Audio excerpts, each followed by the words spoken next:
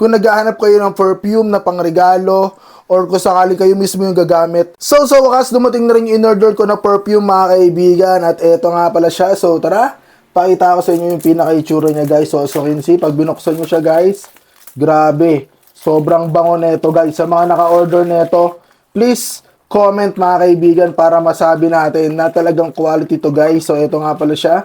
Kanyang pinaka-itsura guys. Sa sukusin, tanggal nyo pa to. Kanyang takip. Pero eto siya guys.